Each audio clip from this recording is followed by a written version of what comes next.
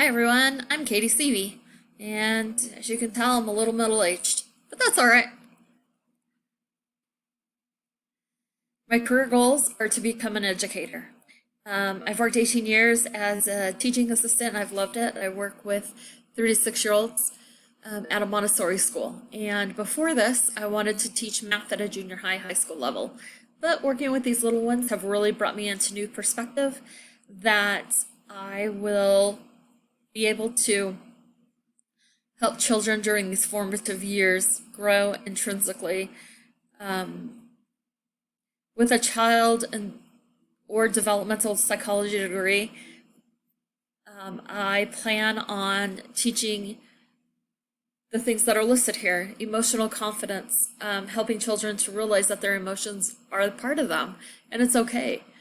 They're teach the whole child their social ability, their developmental, their how their body functions, their physical, their spiritual, everything encompassed in that, to take in the whole child and to teach them as an individual. To know their developmental benchmarks for the child's age. I had a child that was 2 going on 3, and she didn't talk. She didn't talk for a long time, and she would observe and she would do many things. And when she did start talking at almost 3 years old, they were full and complete sentences. So yes, benchmark, she should have been talking before then, but with her observation and her dedication of how attuned she was in the class and with those around her, I wasn't stressed about it as the parents were.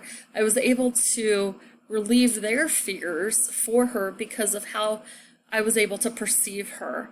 And with that developmental and child psychology degree, I would be able to enhance that even more than just, oh, I'm taking developmental psychology class right now, let me help you with that, Conferences with parents concerning their children's welfare will be at greater depths than some parent-teacher conferences.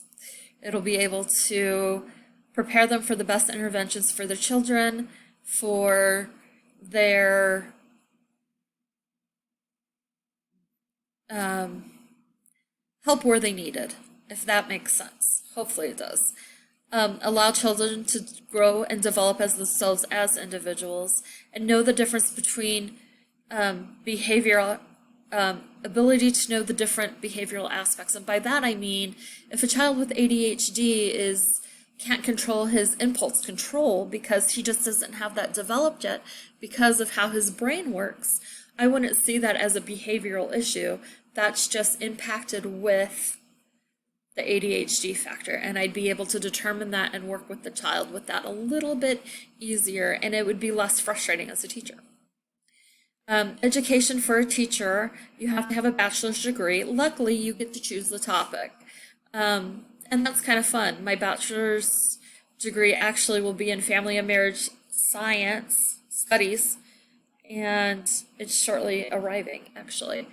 And then it'll be a bachelor's of science. Then I'll get a teaching certificate. From there, you can get specialty certificates, reading, math, science, social studies, or history, however. And then a master's degree would make you more employable as an educator and also achieve a higher paycheck. My master's degree will be in either child psychology or developmental psychology.